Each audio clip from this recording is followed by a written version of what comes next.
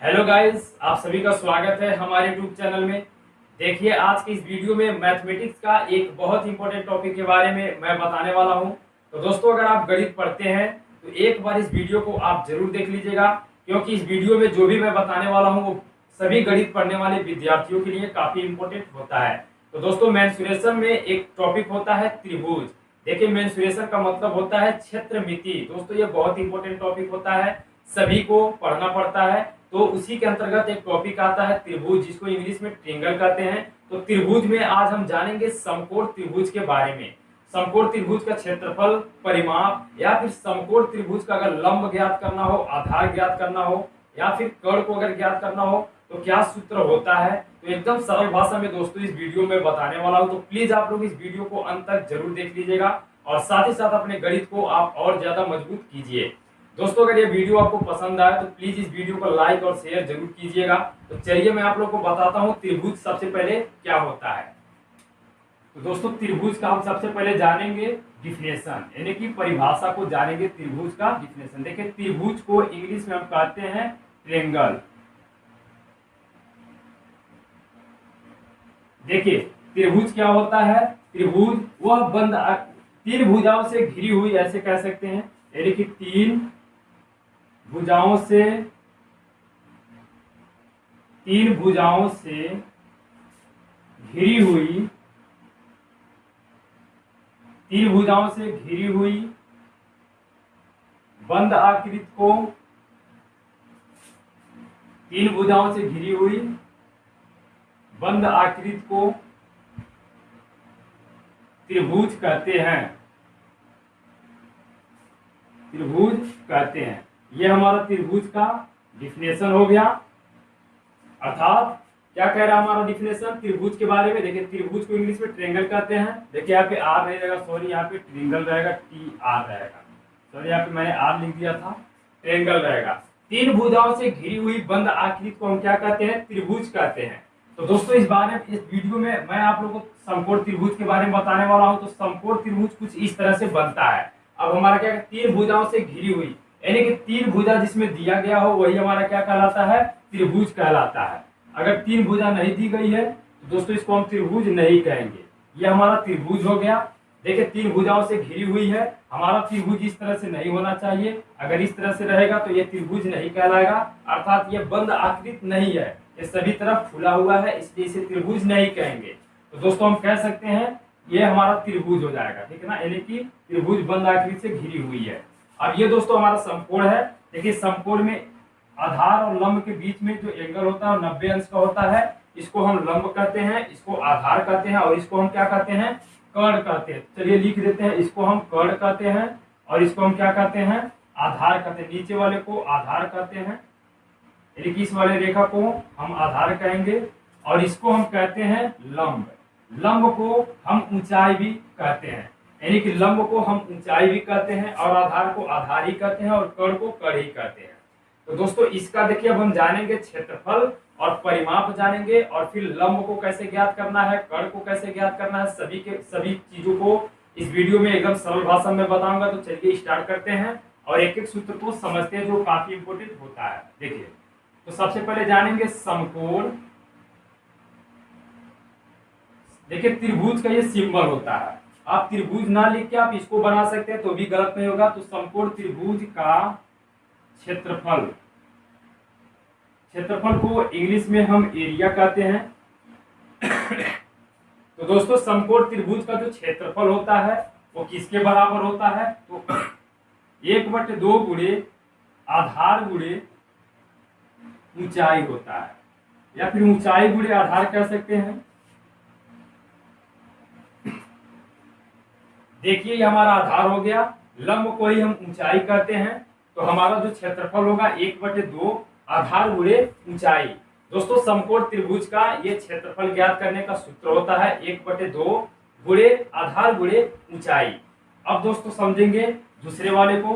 दूसरा वाला हमारा क्या है, समकोण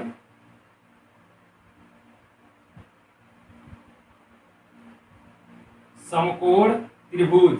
त्रिभुज को ऐसे लिख सकते हैं, त्रिभुज ना लिख के आप शेप बना सकते हैं। समकोण त्रिभुज का परिमाप, समकोण त्रिभुज का परिमाप जो होता है दोस्तों किसके बराबर होता है? तो लंब, देखिए लंब को जोड़िए, आधार को जोड़िए और कर्ण को जोड़िए, तीनों को योगफल को ही हम परिमाप कहते हैं। कह सकते हैं लंब प्लस आधार प्लस कर्ण की योगफल, यानी कि इन्हीं के अगर तीनों को जोड़ देते हैं तो हमारा क्या निकल जाएगा? परिमाप निकल जाएगा। तो समकोण त्रिभुज का जो परिमाप होता है वो होता है दोस्तों लंब प्लस आधार और प्लस क्या होता है? कर्ण होता है। अब तीनों को अगर तीनों भुजाओं को अगर जोड़ लेते हैं तो हमारा क्या कहलाएगा? परिमाप कहलाएगा। आशा करता हूं आप लोग को समझ में जरूर आ रहा होगा। अब दोस्तों हमारा तीसरा जो है, हम ज्ञात करेंगे समकोण त्रिभुज के कर्ण को। अगर समकोण त्रिभुज का कर्ण अगर हमको फाइंड आउट करना हो तो कौन सा फार्मूला यूज करेंगे? देखिए यहाँ पे लिख सकते हैं समकोण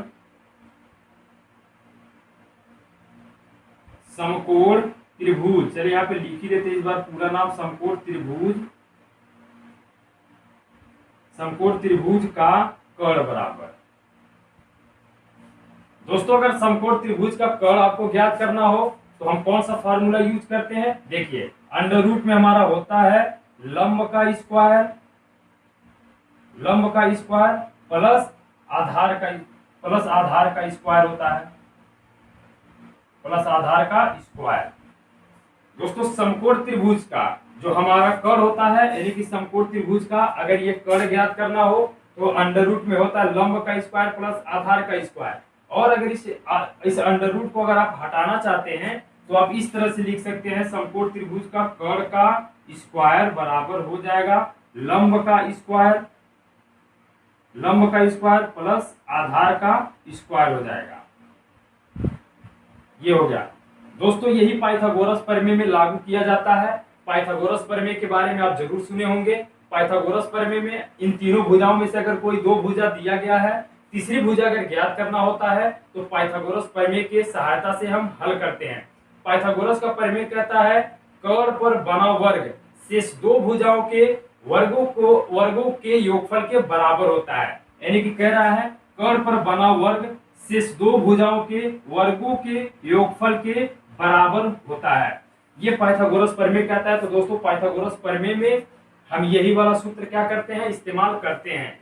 जो भी दिया गया रहता है, अगर कर्ण ज्ञात करना हो तो इन दोनों को इस तरह से जोड़ेंगे, अगर लंब ज्ञात करना रहता है तो इसको उधर ले जाएंगे, इसको इधर ले जाएंगे, या फिर इसको यही रहने देंगे, इसको इधर ले जाएंगे, यानी कि पक्षांतर करेंगे। तो पक्षांतर करने तो आपको आता ही होगा।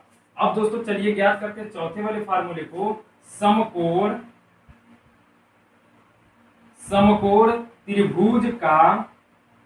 त्रिभुज का अगर हमको लंब ज्ञात करना हो, समकोण त्रिभुज का अगर हमको लंब ज्ञात करना हो तो लंब ज्ञात करने के लिए दोस्तों कौन सा फार्मूला यूज करते हैं? देखिए मैं बता देता हूं आप लोग को।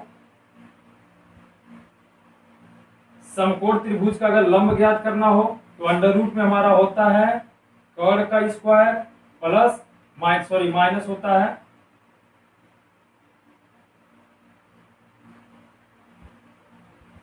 होता है किसके? आधार के स्क्वायर के बराबर हो जाएगा आधार का स्क्वायर। तो दोस्तों हमारा हो जाएगा समकोण त्रिभुज का लंब बराबर हो जाएगा अंडर रूट में कर्ण का स्क्वायर माइनस आधार का स्क्वायर।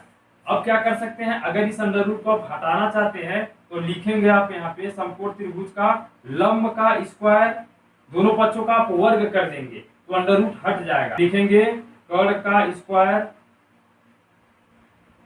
माइनस आधार का स्क्वायर। तो ये हमारा हो जाएगा लंब ज्ञात करने का फार्मूला। यानी कि अगर लंब को ज्ञात करना हो, मान लीजिए दो भुजाएं दी गई हो, कर्ण भी दिया है आधार भी दिया है, लंब नहीं दिया है, तो लंब ज्ञात करने के लिए क्या इस्तेमाल करेंगे? तो कहेंगे लंब का स्क्वायर बराबर कर्ण का स्क्वायर माइनस आधार का स्क्वायर। ये हो गया। अब दोस्तों अगर आधार को ज्ञात करना हो, अगर लंब दिया हो, कर्ण दिया हो अगर समकोण त्रिभुज का, तो हम आधार को कैसे ज्ञात करेंगे? तो आइए पांचवें वाले को समझते हैं। तो दोस्तों हम कह सकते हैं, देखिए समकोण त्रिभुज का आधार बराबर हो जाएगा दोस्तों अंडर रूट में हमारा होएगा क्या? देखिए अंडर रूट में होता है कर्ण का स्क्वायर माइनस लंब का स्क्वायर। ये होता है दोस्तों समकोण त्रिभुज का आधार ज्ञात करने का सूत्र। अंडर रूट में कर्ल का स्क्वायर माइनस लंब का स्क्वायर।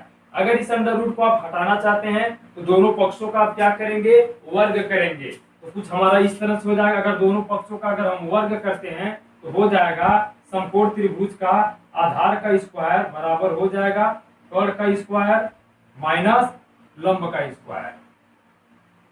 लंब का स्क्वायर हो जाएगा, इस तरह से हमारा हो जाएगा। तो दोस्तों ये इस तरह से हमने तीनों भुजाओं को ज्ञात कर लिया, यानी कि इस सूत्र के मदद से हम तीनों भुजाओं को बड़े आसानी से ज्ञात कर सकते हैं।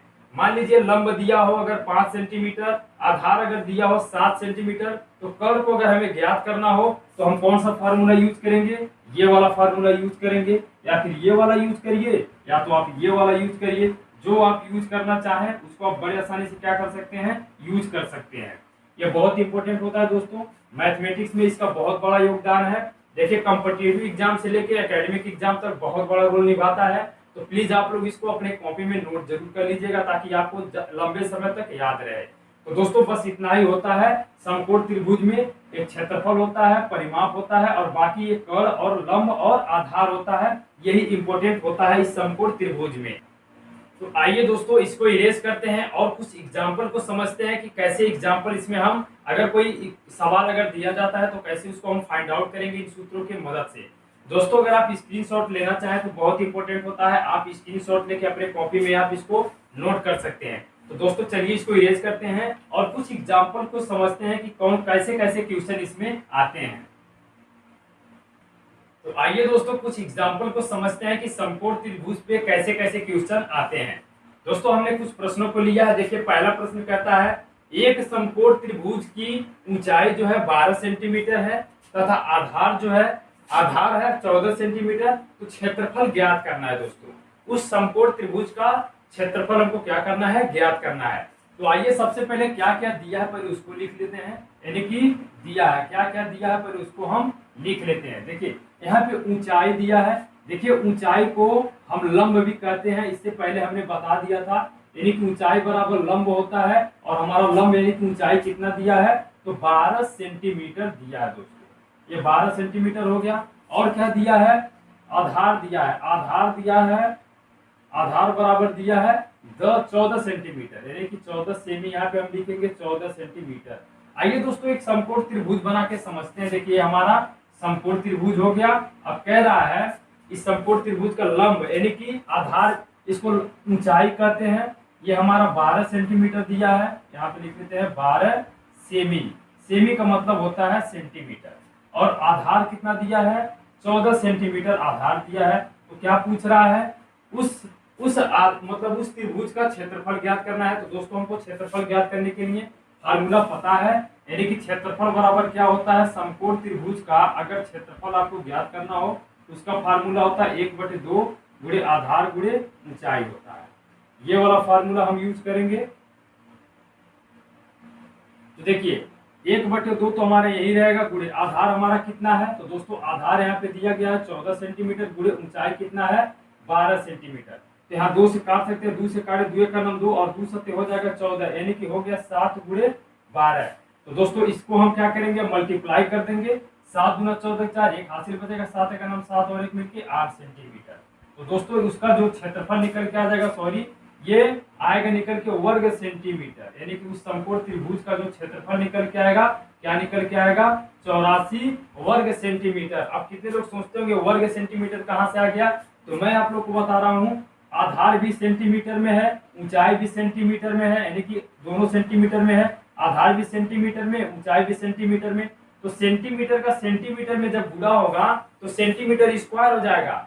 सेंटीमीटर स्क्वायर को आप ऐसे भी लिख सकते हैं वर्ग सेंटीमीटर। आशा करता हूं आप लोग को जरूर समझ में आया होगा। तो आइए दूसरे वाले प्रश्न को समझते हैं। दोस्तों दूसरा वाला प्रश्न हमारा कहता है यदि किसी समकोण त्रिभुज का लंब आधार तथा कर्ल क्रमशः 10 सेंटीमीटर, 15 सेंटीमीटर तथा 16 सेंटीमीटर हो तो उस त्रिभुज का परिमाप ज्ञात कीजिए। तो दोस्तों पहले क्या क्या दिया है इसको हम लिख लेते हैं। देखिए दिया है, क्या क्या दिया है दोस्तों, जो भी फार्मूला मैंने आप लोग को बताया था उन्हीं फार्मूलों यानी उन्हीं सूत्रों का हम प्रयोग बता रहे हैं कैसे किया जाता है।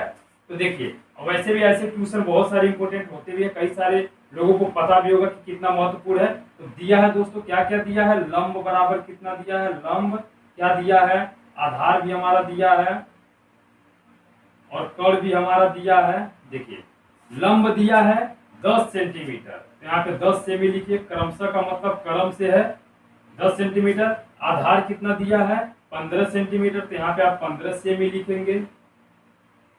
और लास्ट में कितना कर्ण क्या कह रहा है 16 सेंटीमीटर है, तो यहाँ पे आप 16 सेंटीमीटर कर्ण को लिखेंगे। अब दोस्तों क्या कह रहा है, तो उस त्रिभुज का परिमाप क्या होगा, परिमाप को ज्ञात करना है। तो दोस्तों आप लोग को त्रिभुज का परिमाप पता होना चाहिए। समकोण त्रिभुज का परिमाप जो होता है अभी जस्ट मैंने आप लोग को बताया, तो परिमाप बराबर हम क्या लिखेंगे, लंब प्लस आधार प्लस कर्ण होता है, आधार प्लस कर्ण। अब देखिए एक चीज और मैं आप लोग को बता दूं, अगर परिमाप दिया हो, लंब भी दिया हो, आधार भी अगर दिया हो, कर्ण अगर पूछता है तो इन दोनों को इधर भेज देंगे। और अगर परिमाप दिया गया हो, कर्ण भी दिया गया हो, लंब भी अगर दिया गया हो, आधार पूछता है तो कर्ण को और लंब को इधर भेजेंगे। या फिर अगर परिमाप दिया गया हो, आधार दिया गया हो, कर्ण दिया गया हो, लंब को अगर ज्ञात करना हो तो क्या करेंगे, हम आधार को और कर्ण को इधर भेजेंगे, तो इस तरह से हमारा लंब निकल जाएगा। वैसे हमको दोस्तों परिमाप निकालना है तो बड़े ही आसानी से हम क्या करेंगे, लंब का मान यहाँ पे रख देंगे 10 सेंटीमीटर प्लस आधार का मान रख देंगे 15 सेंटीमीटर प्लस कर्ण का मान रख देंगे 16 सेंटीमीटर और सभी को ऐड कर लेंगे, यानी कि 6 पर 11 में 0 जोड़ेंगे, 11 को 1 हासिल 1 बचा, 1 2 3 और 1 मिलके 4। तो दोस्तों 41 जो निकल के आ जाएगा, 41 सेंटीमीटर उस समकोण त्रिभुज का परिमाप हो जाएगा। तो ये हमारा हो जाएगा दोस्तों फाइनल आंसर, यानी कि समकोण त्रिभुज का परिमाप क्या हो जाएगा 41 सेंटीमीटर हो जाएगा। अगर आप शेप बनाना चाहें तो इसी तरह का बना के आप क्या कर सकते हैं, सभी को लिख सकते हैं, यानी कि लंब भी दिया गया है, यहाँ पे लंब भी दिया है, आधार भी दिया है और इसका कर्ण भी दिया गया है। इस तरह से बना के आप बड़े आसानी से लिख सकते हैं। मान लीजिए अगर आपको बनाना चाहते हैं तो आप इस तरह से बना सकते हैं। देखिए ये समकोण त्रिभुज हमारा हो गया, इसका लंब जो दिया 10 सेंटीमीटर दिया है, आधार 15 सेंटीमीटर दिया है और कर्ण जो है हमारा 16 सेंटीमीटर दिया गया है। तो परिमाप ज्ञात करने का सूत्र है लंब प्लस आधार प्लस कर्ण, तीनों भुजाओं को जोड़ लेंगे तो हमारा परिमाप निकल के आ जाएगा। आशा करता हूं आप लोग को समझ में जरूर आया होगा। तो चलिए इसको इरेज करके नेक्स्ट वाले प्रश्न को समझते हैं। आइए दोस्तों समझते हैं अगले वाले प्रश्न को, कि ऐसे प्रश्नों को हम सूत्रों का प्रयोग करके कैसे बड़े आसानी से आंसर को ला सकते हैं। देखिए हमारा 3 नंबर क्वेश्चन कह रहा है, एक समकोण त्रिभुज का लंब जो है 11 सेंटीमीटर है तथा आधार 12 सेंटीमीटर है, तो उस त्रिभुज का कर्ण हमको ज्ञात करना है। और इसके बाद नेक्स्ट वाला प्रश्न है दोस्तों, यदि किसी समकोण त्रिभुज का कर्ण अगर 6 सेमी हो यानी कि सेंटीमीटर तथा आधार अगर 5 सेमी हो तो फिर क्या कह रहा है, लंब क्या होगा। तो आइए दोस्तों पहले तीसरे वाले प्रश्न को हल करते हैं। देखिए यहाँ पे लंब बराबर दिया है, यानी कि लंब दिया है 11 सेंटीमीटर 11 सेमी और आधार भी दिया है हमारा, आधार क्या दिया है, आधार दिया है 12 सेमी। तो हमको क्या ज्ञात करना है, देखिए उसका हमको कर्ण ज्ञात करना है, कर्ण बराबर क्वेश्चन मार्क। तो दोस्तों आइए एक त्रिभुज बना के समझते हैं। देखिए हमारा समकोण त्रिभुज हो गया और इस समकोण त्रिभुज का क्या क्या दिया है, लंब दिया है 11 सेंटीमीटर, 11 सेमी जो है हमारा लंब हो गया। और इसके बाद क्या दिया है 12 सेंटीमीटर आधार दिया है, ये 12 सेंटीमीटर को हम आधार यहाँ पे लिखेंगे। ये कर्ण को हमें ज्ञात करना है। तो दोस्तों आपको पता होना चाहिए समकोण त्रिभुज का जो मतलब कर्ण होता है, कर्ण का स्क्वायर बराबर होता है लंब का स्क्वायर प्लस आधार का स्क्वायर, ये फार्मूला हमारा होता है, यानी कि मैंने आप लोगों को बताया था इससे पहले। तो आइए समझते हैं। देखिए क्या होता है, यानी कि कर्ण का स्क्वायर बराबर होता है लंब का स्क्वायर प्लस आधार का स्क्वायर। इस फार्मूले की मदद से हम हल करेंगे। या तो दोस्तों आप क्या कर सकते हैं, मैंने आप लोग को बताया था कर्ण बराबर होता है अंडर रूट में, कर्ण बराबर होता है अंडर रूट में आधार लंब का स्क्वायर प्लस आधार का स्क्वायर। अगर अंडर रूट हटाना है तो दोनों पक्षों का वर्ग करना है, तो इस तरह से अंडर रूट हमने हटा के इसको लिखा है कर्ण का स्क्वायर बराबर लंब का स्क्वायर प्लस आधार का स्क्वायर। अब दोस्तों हमको कर्ण को ज्ञात करना है। देखिए लंब हमारा, चलिए हम वही वाला फार्मूला इस्तेमाल करते हैं, यानी कि कर्ण बराबर हो जाएगा अंडर रूट में लंब का स्क्वायर प्लस आधार का स्क्वायर, ये वाला फार्मूला हम यूज करेंगे इसमें। तो ये हमारा हो जाएगा, यानी कि कर्ण बराबर हो जाएगा लंब का अंडर रूट में लंब का स्क्वायर प्लस आधार का स्क्वायर। अब दोस्तों इसी फार्मूले में मान रख देंगे हम, तो हमारा आंसर आ जाएगा। लंब कितना दिया है 11 सेंटीमीटर, तो 11 का हम वर्ग करेंगे, प्लस आधार कितना दिया है 12 सेंटीमीटर, तो 12 का वर्ग करेंगे। अब दोस्तों 11 का हम वर्ग करेंगे, अंडर रूट में 11 का वर्ग जो होता है 121 होता है, प्लस 12 का होता है 144। इन दोनों को आपस में हम जोड़ देंगे, तो हमारा आंसर क्या आ जाएगा। देखिए 4 में 1 को जोड़ेंगे 5 हो जाएगा, 4 में 2 जोड़ेंगे 6 हो जाएगा, 1 को 1 में जोड़ेंगे तो 2 हो जाएगा। तो दोस्तों हमारा 265 सेंटीमीटर जो निकल के आ जाएगा, वो क्या निकल के आ जाएगा 265 हमारा कर्ण निकल के आ जाएगा, यानी कि अंडर रूट में। तो कह सकते हैं कर्ण बराबर अंडर रूट में हमारा क्या हो जाएगा 265, ये हमारा सेंटीमीटर में क्या हो जाएगा आंसर हो जाएगा। दोस्तों अगर आपको पता होता कि 265 किसका वर्ग है, अगर इसका वर्गमूल हम ज्ञात कर लेते तो यहाँ पे हम सीधा इक्विवेलेंट वैल्यू लिख देते। हमें देखिए 265 किसी का वर्ग नहीं है, इसलिए अंडर रूट में 265 हम लिखेंगे। अगर किसी का वर्ग होता, जैसे 4 है 2 का वर्ग, ठीक है 144 है 12 का वर्ग, 121 है 11 का वर्ग, अगर ये भी किसी का वर्ग होता तो इसके अंडर रूट को बड़े आसानी से हम हटा देते, नहीं तो हमारा यही क्या हो जाएगा आंसर हो जाएगा। तो आशा करता हूँ आप लोग को समझ में आया है। अगर लंब दिया हो, आधार दिया हो, अगर कर्ण को ज्ञात करना हो तो किस प्रोसेस से हम कर्ण को ज्ञात करेंगे। दोस्तों यही वाली विधि पाइथागोरस प्रमेय में लागू होती है। आइए दोस्तों नेक्स्ट वाले क्वेश्चन को समझते हैं। देखिए सेम सवाल है, मतलब थोड़ा सा इसमें अलग है। देखिए क्या क्या दिया है इसमें।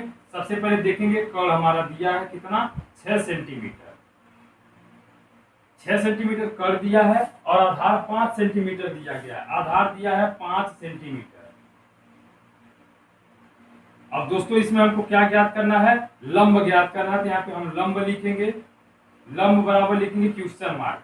अब देखिए बिल्कुल वही वाला फिगर, देखिए हम बनाएंगे एक समकोण त्रिभुज। अब क्या क्या दिया पहले इसको लिख लेते हैं। देखिए दिया है कर्ण हमारा दिया है 6 सेंटीमीटर, ये हमारा कर्ण हो गया, ये दिया है 6 सेंटीमीटर और आधार दिया है 5 सेंटीमीटर। मान लीजिए ये 5 सेंटीमीटर का हमारा आधार हो गया। तो दोस्तों हमको इस कर्ण को फाइंड आउट करना है, सॉरी लंब को फाइंड आउट करना है। तो देखिए इसी फार्मूले से हम हल करेंगे जो फार्मूला आपके सामने दिख रहा है। दोस्तों अगर लंब को ज्ञात करना हो तो कर्ण को अंदर ले जाएंगे, तो हमारा इस तरह से फार्मूला हो जाएगा। लंब बराबर हो जाएगा अंडर रूट में कर्ण का स्क्वायर और माइनस किसके होता है आधार के स्क्वायर के बराबर होता है। ये हमारा फार्मूला है समकोण त्रिभुज का लंब ज्ञात करने का। तो दोस्तों इसी में मान रख देंगे और इसके बाद हमारा आंसर हाथ में आ जाएगा। कर्ण कितना दिया है 6 सेंटीमीटर, तो 6 का वर्ग करेंगे माइनस आधार का स्क्वायर करेंगे। आधार कितना हमारा 5 है, तो 5 का स्क्वायर कर देंगे। दोस्तों अंडर रूट में लिखेंगे 6 का वर्ग करेंगे तो 36 हो जाएगा, माइनस 5 का वर्ग करेंगे तो 25 हो जाएगा। अब 36 में से दोस्तों 25 को घटा देंगे, 1 बचेगा और 3 में से 2 को घटाएंगे 1 बचेगा। दोस्तों अंडर रूट में, यानी कि अंडर रूट 11 कड़ी में आ जाएगा हमारा 11। तो दोस्तों ये हमारा लंब निकल के आ जाएगा। इस क्वेश्चन मार्क के जगह पे आप लिख सकते हैं अंडर रूट में 11 सेंटीमीटर, ये हमारा आंसर हो जाएगा 11 सेंटीमीटर। आशा करता हूं दोस्तों आप लोगों को समझ में आया होगा।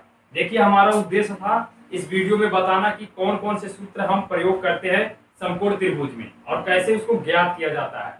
और साथ ही साथ दोस्तों हमने कुछ एग्जाम्पल भी बताया ताकि आप लोगों को ये भी समझ में आ जाए कि कैसे प्रश्नों में हम इन सूत्रों का प्रयोग करते हैं। तो आशा करता हूं दोस्तों आप लोगों को ये वीडियो पसंद जरूर आया होगा।